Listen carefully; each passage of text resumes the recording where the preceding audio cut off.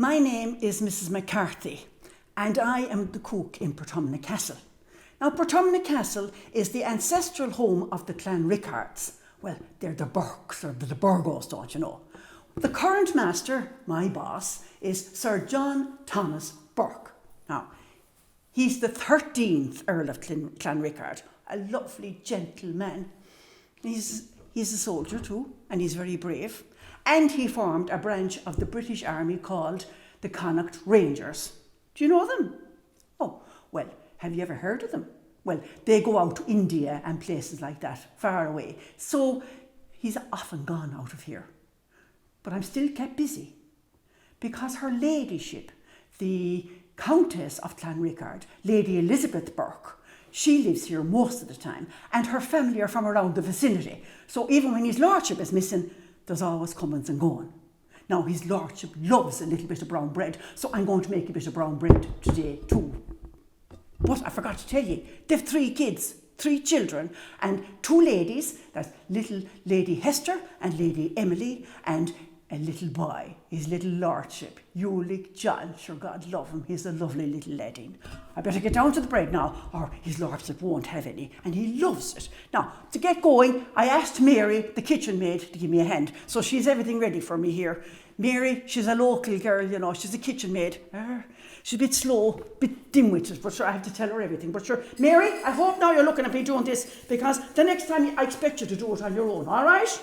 Here we have now 8.5 ounces of brown flour. And then we have 8 ounces of white flour. There we are now. There we are. And into that now we have all the dry ingredients. So I mix them up very well now with my hand like that. See that? And then we put a little bit of bicarbonate of soda. Now that's the thing that makes it rise. So we have the 2 teaspoons or a teaspoon and a half of bicarbonate of soda, and it should be sieved. So Mary has it all sieved, and just put it like that into the thing. And a little bit of salt, a pinch of salt. So there's the pinch of salt. Now that's gone in. Mix all of them up now. And while I'm at it now, I'm going to put a hole in the middle. And into that hole, I'm going to put an egg.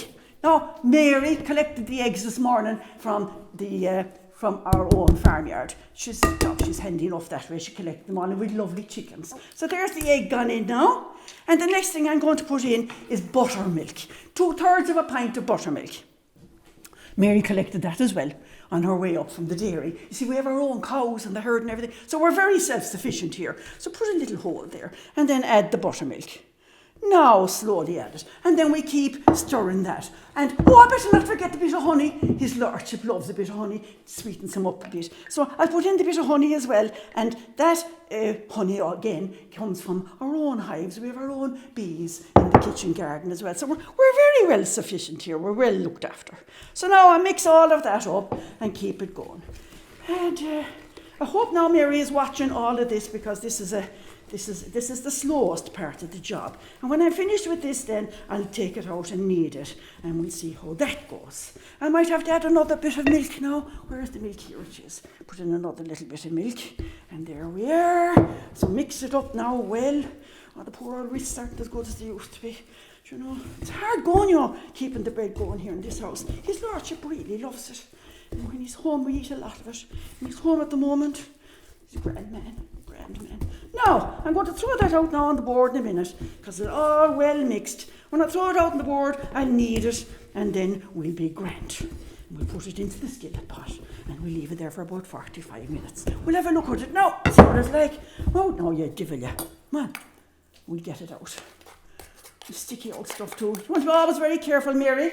Mary, don't ever make it too wet, because it. No, there, the lovely loaf of bread. Now, bit of flour. Put it here on the board behind me. Put the bread on the board, and that's it.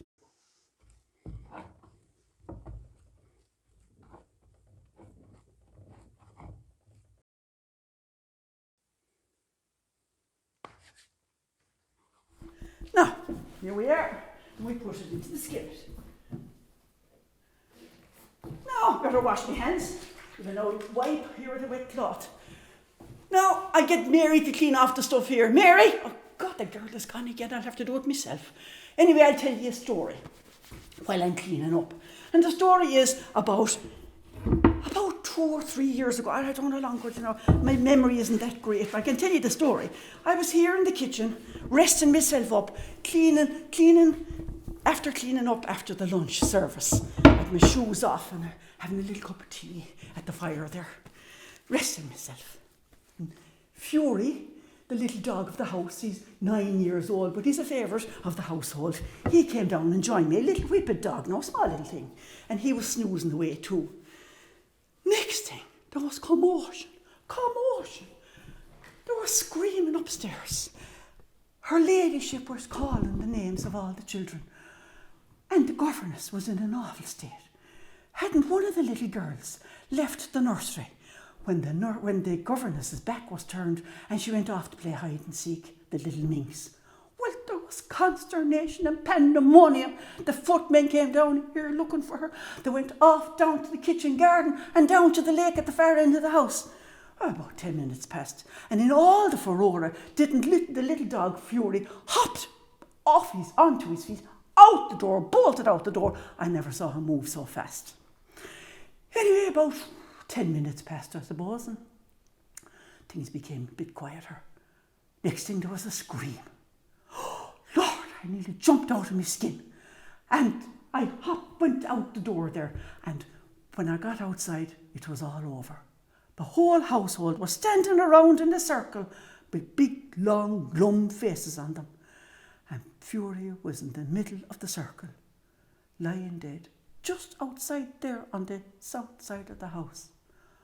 Well, the story was that the little girl in the minx was up there in the nursery and in one of the rooms upstairs, and then she fall out the window. How she fell out, I don't know. But poor Fury was standing watching guard, looking up at her, and then she fall on his back. The poor dog's back was broken. There wasn't a scratch on the young one, and all she was doing was there crying in her mother's arms, and only a bruise or a little scratch on her. Oh, poor Fury. Poor little crater. Anyhow, his lordship insisted that Fury be buried on the spot where the accident happened. And there was actually a plaque erected to commemorate his great act of bravery. Now, I'm not going to tell you what's on the plaque, but you can come yourselves to Portumna Castle and see it. It's on the south side of the house, I'm telling you. Now, that's the end of the story, I think. Oh, God, where's my cup of tea?